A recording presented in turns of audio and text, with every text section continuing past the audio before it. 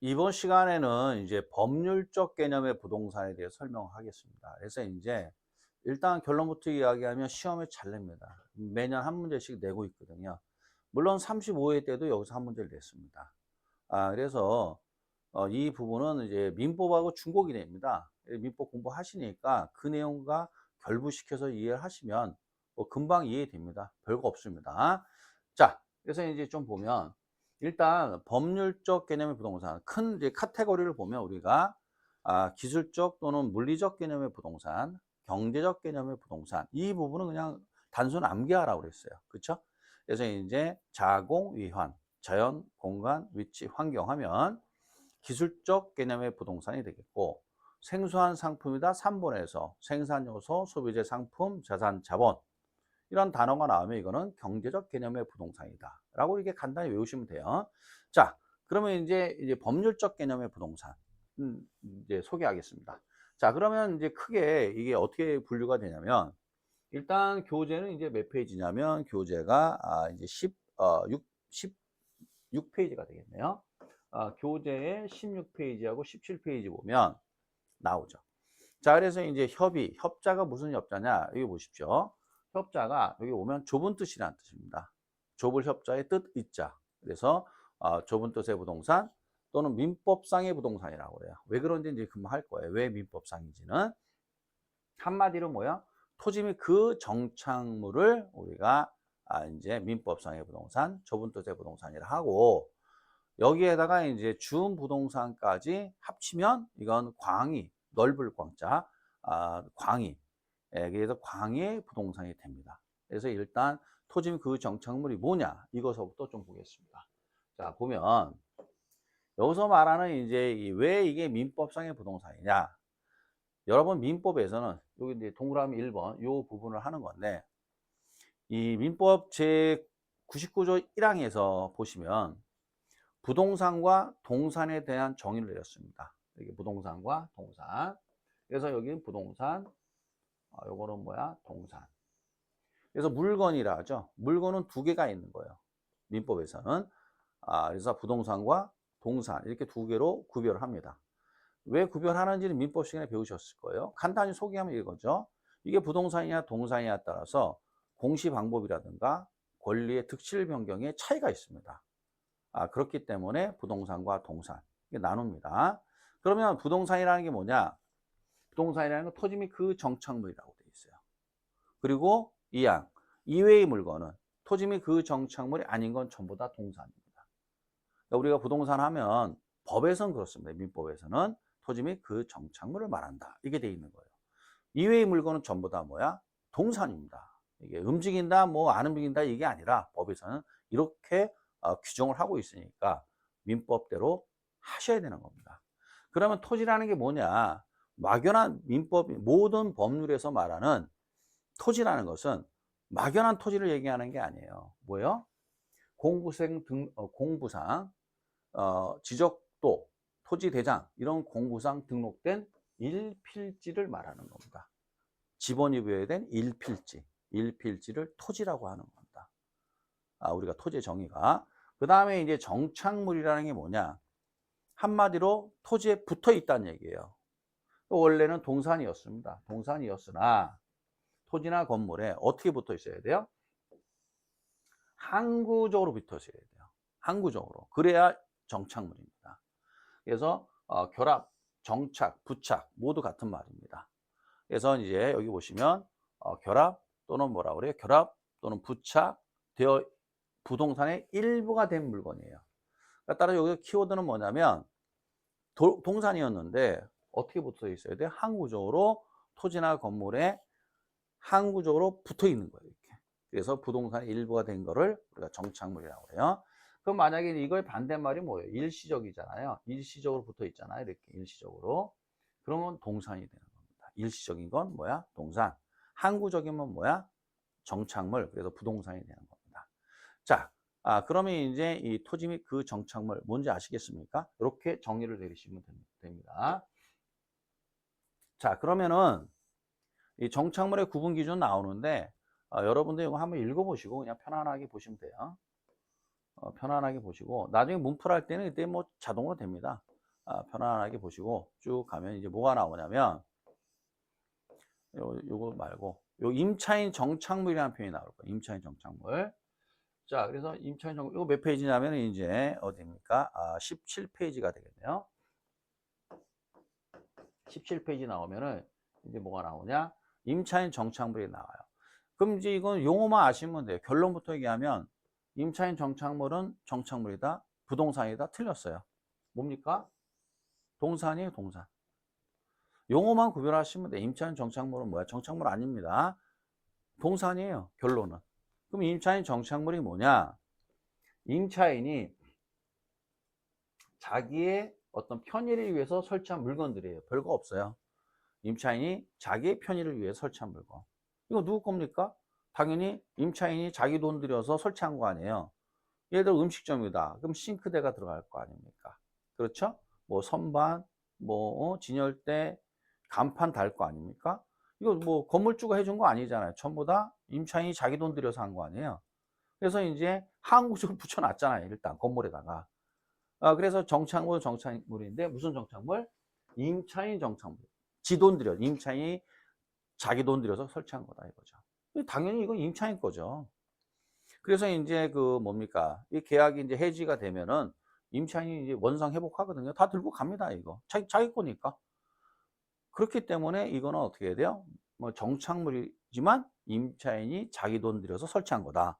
그래서 이거는 정착물이 아니고 뭐다? 동산이다. 이 정도 하나만 알고 계시면 돼요. 그래서 임차인이 어떻게 해야 돼요? 방빼 때 다 들고 가는 거 아닙니까? 알겠죠? 만약에 그게 정착물이다. 그럼 다 놓고 가야 돼요. 그거. 근데 그렇지 않다. 그 얘기입니다. 용어 정도만 이렇게 구별하시면 돼요. 자, 그런데 이제 시험에 자꾸만 나오는 건 이 부분이에요. 이게. 그래서 이 우리 민법에서는 정착물을 두 개로 나뉘어요. 토지의 일부가 있고요. 그 다음에 토지로부터 독립된 물건. 이 두 개로 나눕니다. 이렇게 두 개로 나눠. 그러니까 일단 정착물이어야 돼요. 이 부동산에 그러니까 토지나 건물에 항구적으로 붙어 있어야 돼요. 근데 어떤 거는 토지 일부가 되는 거고요. 어떤 거는 토지로부터 독립된 물건이란 말이에요. 그럼 이게 무슨 말이냐? 토지로부터 독립된 물건이 됐다라는 건 한마디로 뭐예요? 부동산과 이 토지와 별개로 거래의 대상이 될 수 있다는 얘기예요. 그러니까 만약에 정착물인데 토지의 일부다. 이것만 별도로 해서 거래 대상이 될 수는 없어요. 그런데 만약에 토지로부터 독립된 물건이다 라고 하면 토지와 분리시켜서 거래의 대상이 될 수 있어요. 이거 자꾸만 시험에 묻는단 말이에요, 이거를. 그래서 이거를 이제 좀 암기하셔야 돼요. 물론 민법하고 중복되니까 민법 시간에 또 언급을 하실 겁니다. 언급할 겁니다. 자, 그러면은 이게 결론입니다, 결론. 이게 결론이에요. 이 결론인데, 자, 보세요. 여기 있는 물건들은 전부 다 어떻게 해야 돼요? 토지가 아닙니다, 이거. 토지가 아닌 것들이에요. 그러니까 토지가 아닌 건데 전부 다 어떻게 해야 돼요? 이 토지에 항구적으로 붙어 있는 것들이에요. 자, 그럼 보겠습니다. 수목.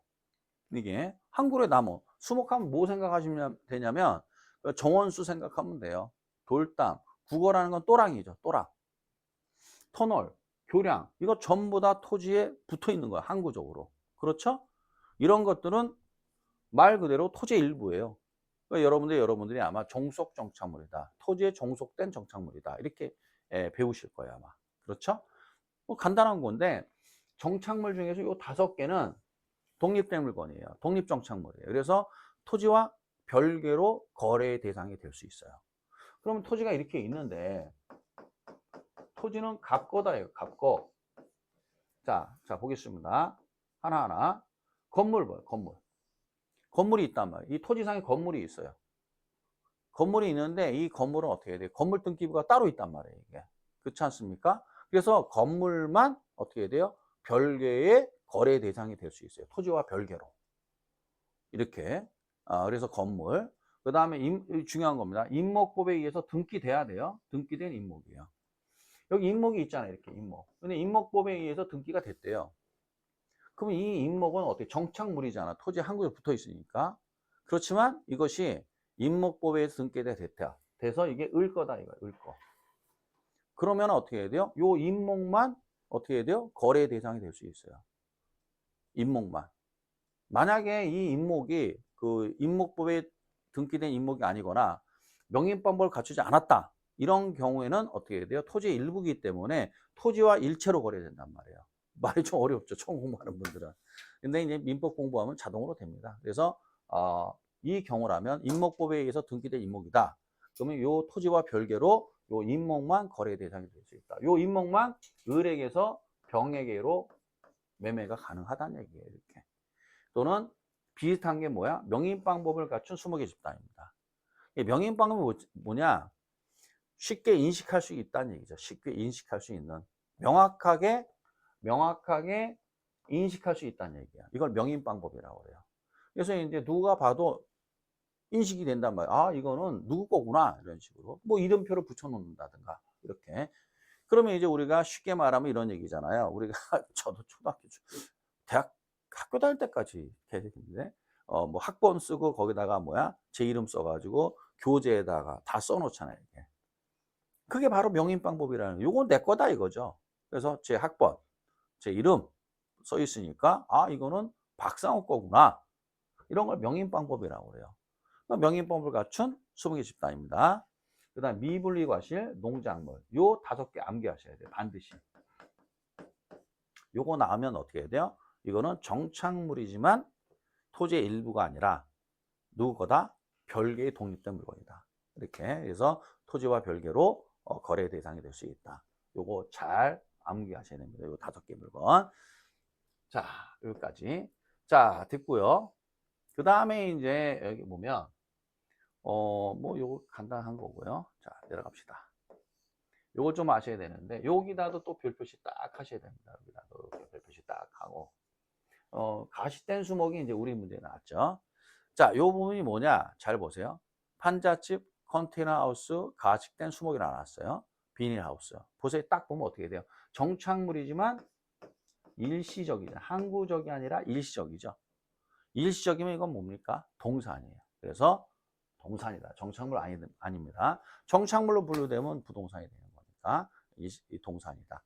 가식이라는 게 뭐냐면 이런 내용이에요. 가짜에다가 심을 식자예요.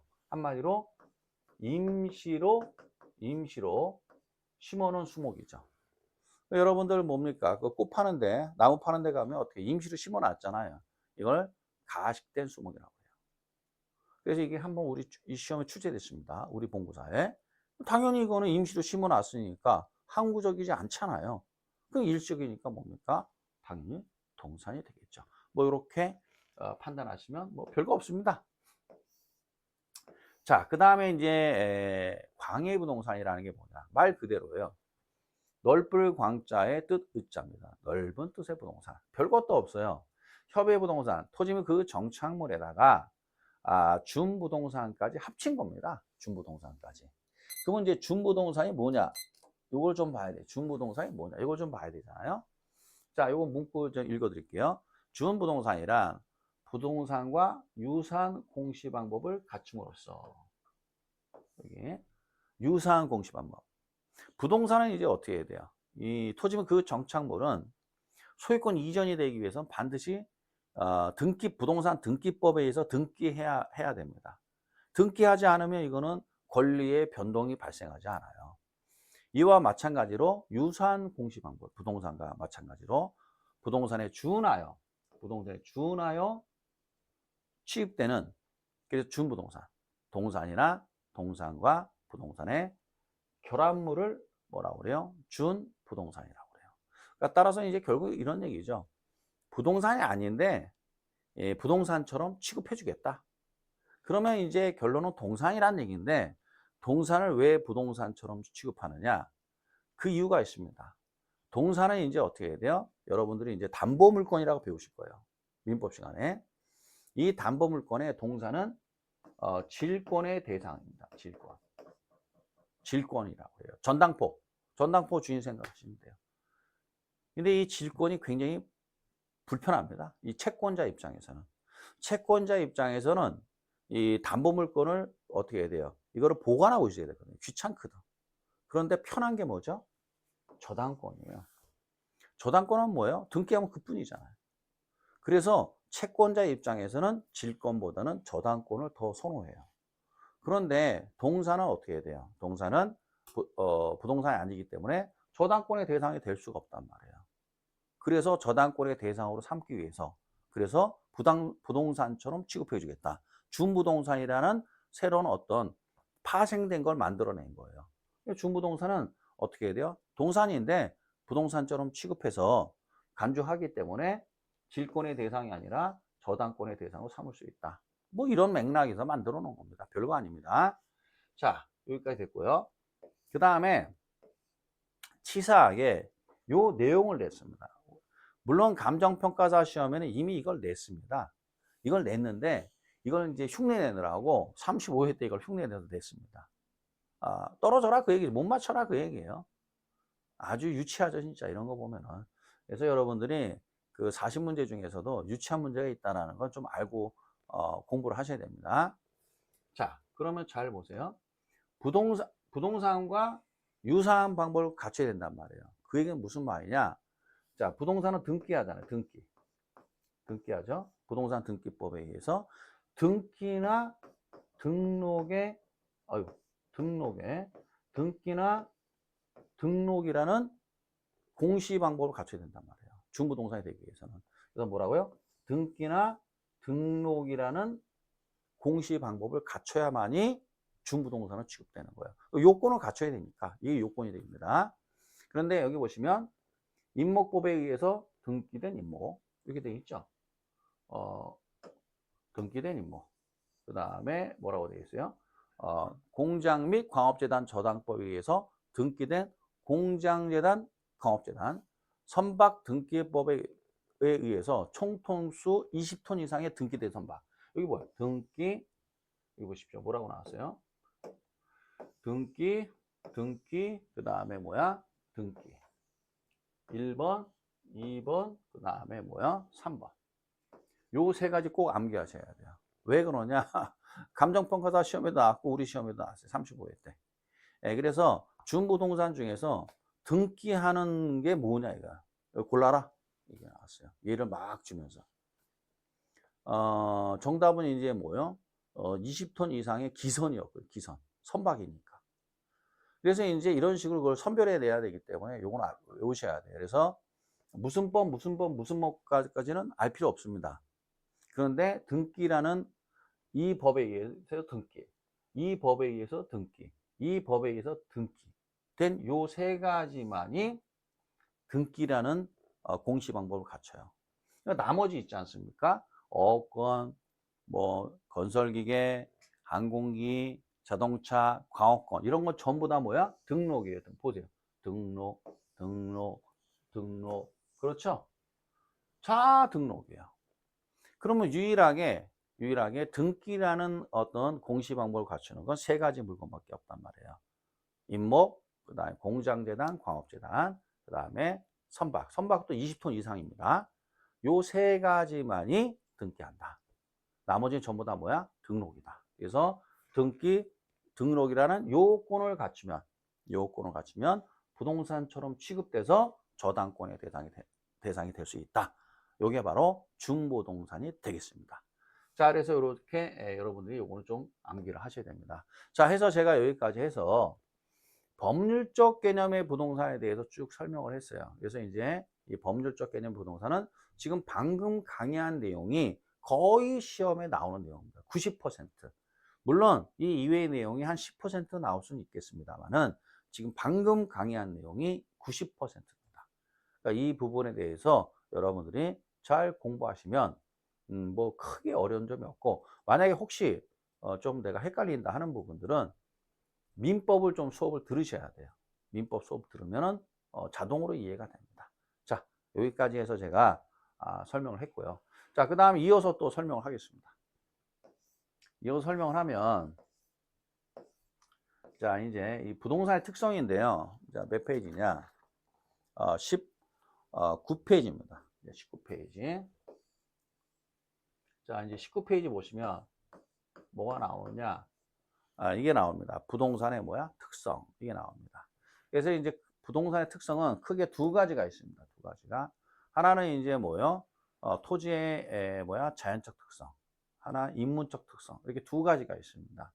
그럼 시험에 압도적으로 나오는 건 뭐냐? 당연히 이 자연적 특성이에요. 이게 압도적으로 나오는 거예요. 그래서 이제 크게 유형이 부동성, 부증성, 영속성, 개별성, 인접성 총 5개예요. 이 5개의 성질이 있는데 요 성질을 어떻게 해야 돼요? 잘 하나하나를 잘 파악을 하셔야 돼요. 이게 수험생 입장에서는 굉장히 헷갈린다고 그러더라고요. 그럴만도 하겠어요, 이게. 그래서 이제 이게 귀에 걸면 귀걸이, 코에 걸면 코걸이 이게. 그래서 설명을 잘 들으시고 그다음에 여러분 거로 잘 만드시고 시험에는 매년 냅니다. 매년. 그래서 이제 토지의 자연적 특성, 특히 이 자연적 특성은 매년 내기 때문에 잘 공부를 하셔야 돼요, 여러분들. 자, 그래서 이제 하나하나 좀 보겠습니다. 자, 그러면 제일 먼저 나오는 게 이제 뭐가 나오느냐? 전체적으로는 이제 좀 이따 한번 제가 해드릴 텐데 토지는 말입니다. 이게 자연물이란 말이에요, 자연물. 그러니까 인간이 만들어낸 게 아니에요. 그렇기 때문에 뭐가 있어요? 이 자연물로서의 성질이 있어요. 자, 인간도 인간이 만든 게 아니란 말이에요. 누가 만들었습니까? 자연이 만들었잖아요. 그래서 우리가 생로병사라는 물리적이고 자연적인 특성이 있습니다. 이거는 누구나 인간이라면 겪는 거예요. 이걸 거부할 수는 없습니다. 왜? 인간이기 때문에. 당연히 이건 받아들여야 돼요. 그러니까 토지가 부동산의 원천인 토지가 자연물이기 때문에 이 성질이 있어요. 영원히 변하지 않는.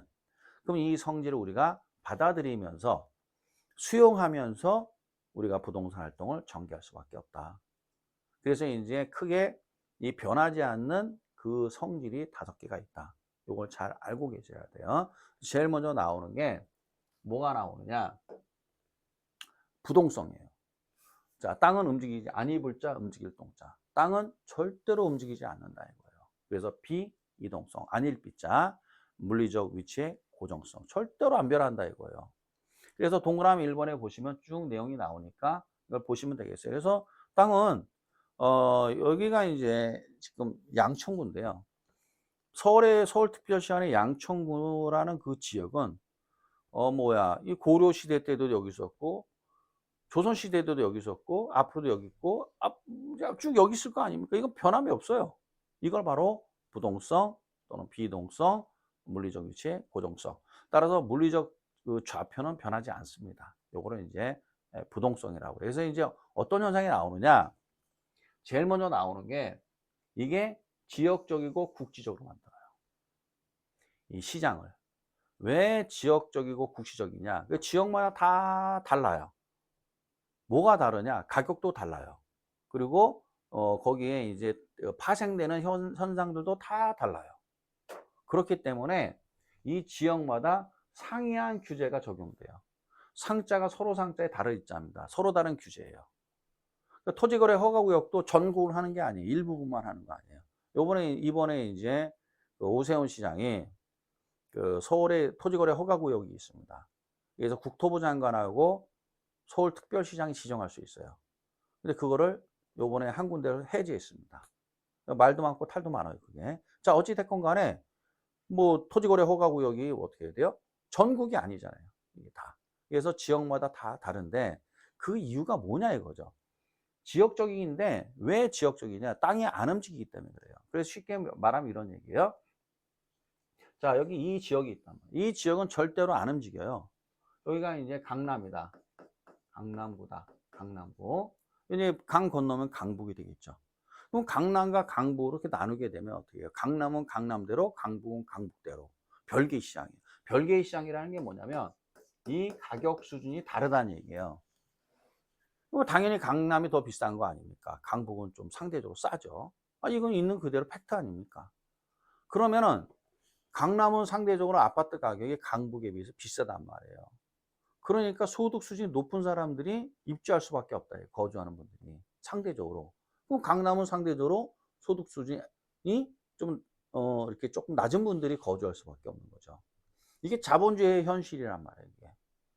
그거는 뭐 내가 뭐 저희가 저기 하는 건 아니고 저는 강북에 거주하고 있지만 이 소득 수준에 의해서 지불 능력에 의해서 시장이 이렇게 만들어지는 거예요.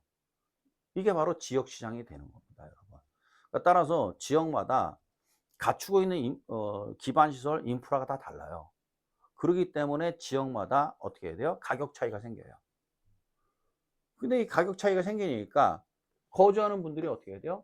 강남에 거주하는 분들은 강남 거주하는 거고, 저처럼 난 그런 지불 능력이 없으니까 저는 강북 거주하는 겁니다. 그래서 시장이 별개로 만들어지면서 지역적으로 만들어져요. 이런 현상이 나타나는 가장 근본적인 이유가 뭐냐? 땅이 움직이지 않기 때문에 그렇습니다. 그래서 이 지역적인 시장이 발생할 수밖에 없어요. 자, 그리고 난 다음에 또 뭐가 나오냐? 자, 보면은 이제 여기 보면 뭐가 나오냐면 이런 단어가 나와요. 부분 시장, 하위 시장이라는 단어가 나와요. 용어를 이제 설명해 드리면 이런 얘기입니다. 이 하위 시장, 부분 시장이라는 게 뭐냐면, 자, 예를 들어서 이제 뭐요? 여기가 양천구 목동 합시다. 양천구 목동의 아파트 시장이다. 이렇게 돼요. 양천구 목동. 그렇죠? 그럼 양천구 목동의 아파트 시장과 저 건너가면 인천이잖아요. 인천에 있는 그 아파트 시장은 가격 차이가 생기잖아요. 그럼 이건 별개의 시장이라는 거예요, 이게. 그러면 이 아파트 시장이 이렇게 있는데 이 전체 시장이죠. 여기 매매 시장이 있을 수도 있고, 그렇죠? 여기 전세 시장이 있을 수도 있고, 여기 월세 시장이 있을 수도 있잖아요. 각각 또 다른 현상이 나타납니다. 그럼 이 각각 매매 시장, 전세 시장, 월세 시장, 이걸 뭐라 그래요? 하위 시장, 부분 시장, 전체 아파트 시장, 전체 시장 이렇게 되는 겁니다. 그러니까 따라서 다시 부동산 시장은 어떻게 해요? 지역 시장이고 그 다음에 그 전체 시장을 다시 세분화하면 하위 시장, 부분 시장별로 나타난단 말이에요. 이게 그러니까 매매 시장, 전세 시장, 월세 시장 이런 식으로 자 이런 식으로 나타난다. 근데 그 이유가 뭐냐? 이 다른 재화 시장에서 그런 현상 안 나오는데 잘 나타나는 게 부동산 시장인데 왜 그러냐? 주택 시장 특히 이 땅이 안 움직여서 그런 겁니다. 이게 그래서 어떻게 돼요? 3번에 보면 물리적 위치의 고정성으로 수요 공급이 자유롭게 이동될 수가 없다. 쉽게 말하면 이런 얘기예요. 강남은 비싸고 강북은 상대로 싸니까 어지간해서는 이동을 못 한단 말이에요. 소득 수준이 한순간에 막 변하고 그러는 건 아니니까. 그래서 각각 다 어떻게 해야 돼요? 이 경제 현상이 나타나는 겁니다. 그러니까 미분양이 난다고 해서 뭐 특정 지역에서만 나오는 거지 전국이 다 미분양이 나오는 건 아니죠. 뭐 이런 식으로 여러분들이 해외 해석을 하시면 됩니다. 자, 그 다음에 이제 뭐가 나오냐? 여기 이제 인접성과 더불어 외부 효과. 이제 요거 이제 좀 무슨 뜻이냐 이거죠. 자, 그럼 외부 효과가 뭐냐 이거 외부 효과가. 그래서 외부적 요인에 의해서 영향을 받는다. 그런 얘기입니다. 외부적 요인에 의해서 영향을 받는다. 뭐가? 땅값이 이런 뜻입니다. 그래서 땅은 움직이지 않기 때문에 외부 요인에 의해서 땅값이 오를 수도 있고 내릴 수도 있어요. 그러면 외부 요인이 움직이지 않기 때문에 부동성 또 하나가 인접성인데 그건 뒤에 가서 합니다. 그러면 외부 요인이 땅값을 끌어올렸다. 그럼 뭐야? 정의 외벽가 플러스 한문으로 플러스를 정이라고 씁니다. 정 이렇게 정의 외부 효과. 만약에 외부 요인이 땅값을 떨어뜨렸다. 그럼 마이너스 부의 외부 효과. 한문으로 쓰면 이렇게 됩니다. 부의 외부 효과 이렇게 돼요. 끌어올리면 정의 외부 효과 외부 요인이 떨어뜨리게 하면 부의 외부 효과 이렇게 되는 거죠. 그래서 이제 이 땅값이라는 것은 외부 요인에 아주 영향을 많이 받습니다. 왜? 움직이지 않기 때문에 그래요. 그래서 우리가 어떻게 해야 돼요? 당연히 이제 뭐요? 그 지역 사람들은 어떻게, 예를 들어서 고압 철탑이 들어온다. 격렬하게 반대하는 거 아니에요. 왜 반대합니까? 땅값 떨어지니까. 그 다음에 이제 뭡니까? GTX역은 반드시 들어와야 되잖아요. 왜요? 땅값이 올라가니까. 그래서 이와 같이 웨이브 효과가 발생하는데 그 이유가 뭐냐? 땅이 안 움직이니까 그렇기 때문입니다. 그래서 결론은 어떻게 해야 돼요? 이게 땅값은 외부, 잘 들으셔야 됩니다. 이 땅값은, 집값은 외부 요인이 중요한 겁니다. 인테리어를 얼마나 잘하느냐 그게 중요한 게 아니고요. 조망이 좋고 뭐 물론 영향을 미치긴 하겠지만 가장 강력하게 영향을 미치는 건 뭐죠? 이 집값에, 땅값에 외부 요인입니다. 그래서 이 외부 요인이 어떤 외부 요인을 갖추고 있느냐, 어떤 사회 기반시설을 갖추고 있느냐에 따라서 땅값과 집값은 달라지는 겁니다. 그러니까 외부 효과가 당연히 나타나니까 외부 요인을 분석을 해야 되잖아요. 그걸 우리가 무슨 분석이라고 해요? 지역 분석이라 하는 겁니다. 이건 필수입니다. 이 우리가 부동산의 가격을 분석을 할 때 중요한 게 바로 지역 분석이라는 거예요. 지역 분석할 수밖에 없어요. 왜? 외부 요인에 의해서 엄청난 영향을 받는데 그 외부 요인을 어떻게 우리가 간과할 수가 있겠습니까? 이 역세권이냐 아니냐 이 중요하단 말이에요. 이게. 자, 그래서 지역 분석이라는 이 중요한 내용이 파생된다. 그 다음에 이제 우리는 지역 시장이라 알겠고, 또 하나 또 시험에 그 난이도 하루 잘 나오는 게 뭐예요? 임장활동이에요. 임장활동. 그럼 임장활동이라는 게 뭐냐면 장소에 임한다. 장소에 임한다. 한마디로 얘기하면 뭐야? 현장 조사라는 얘기예요. 따라서 우리가 이 부동산을 다루는 사람들은 임장활동, 현장 조사가 뭐 필수입니다, 이게. 왜? 땅이 안 움직이니까 가서 직접 봐야 된단 말이에요. 이게. 그래서 우리가 여러분들 집을 살 때 뭐 전세가 됐든 월세가 됐든 다 가서 확인하잖아요. 확인하는 걸 뭐라고 그래요? 임장활동이라고 합니다. 움직이지 않기 때문에 그런 겁니다. 그래서 여기서 이제 이 부동성 때문에 이 중요한 게 있어요. 첫째, 부동산 시장은 전국적인 시장이 아니고 지역 시장이다. 지역마다 가격이라든가 또는 부동산 현상 이런 것들이 다 각양각색이다. 그 다음에 땅은 움직이지 않기 때문에 이 땅값에, 아파트값에 외부 요인이 영향을 엄청 미친다. 근데 그 외부 요인이 땅값을, 집값을 끌어올리면 정예비 효과, 떨어뜨리면 부의 외부 효과. 외부 효과가 발생하니까 어떻게 돼요? 주변의 외부 요인을 분석할 수밖에 없는 거예요. 집값, 땅값을 분석할 때는. 그걸 무슨 분석? 지역 분석에 근거가 된다. 그리고 부동산 물건 분석을 할 때는 반드시 현장 조사를 한단 말이에요. 이게 왜 그러느냐? 움직이지 않기 때문에 그렇다. 이렇게 해서 여러분들이 이 부동성에 대해서 완전히 딱 머릿속에 정리를 시켜야 되는 겁니다. 알겠죠? 자, 그리고 난 다음에 뭐 요걸 하나 좀 더 받아야 되는데, 이 경제적 감가, 이게 뭐냐? 용어를 좀 볼게요. 감가란, 감한다, 가격을 깎는 걸 감가라 하는 거예요. 근데 이제 물리적 감가, 기능적 감가, 경제적 감가, 이제 용어를 하나하나 볼게요. 이 경제적 감가라는 건 뭐냐면, 한마디로 이 외부 요인에 의해서 땅값이 떨어지는 걸 얘기하는 겁니다. 다시 한번. 물건 그 자체 때문에 땅값이 떨어지는 게 아니라 외부 요인 때문에 땅값이 떨어지는 거예요. 이걸 경제적 감가라고 해요. 그러니까 경제적 감가라는 건, 자, 물건의 내부예요, 외부예요? 이거 정확히 하셔야 돼요. 외부입니다. 외부적 요인에 의해서 이 땅값이 떨어지는 것을 유식하게 경제적 감가를 하고, 시험에는 경제적 감가라고 나옵니다. 아, 경제적 감가, 외부 요인에 의해서 땅값 떨어졌구나. 그러면 경제적 감가는 왜 발생했어요? 부의 외부 효과가 발생했다 이거예요. 부의 외부 효과가 발생하면 땅값이 떨어지는 거예요. 그래서 우리 동네 쓰레기 소각장이 들어온다. 또는 우리 동네에 어떻게 해요? 고압 철탑이 들어온다. 결사반대하는 거 아니에요. 왜요? 땅값 떨어지니까. 이걸 시험에서 뭘 합니까? 부의 외부 효과, 경제적 감가라고 표현하는 겁니다. 이렇게까지 이렇게 해서 정리를 하시면 되겠습니다. 자, 해서 지금 제가 토지의 자연적 특성 중에서 제일 중요한, 시험에 제일 잘 나옵니다. 부동성에 대해서 설명을 했습니다. 그래서 잠시 쉬었다가 이어서 또 설명하겠습니다.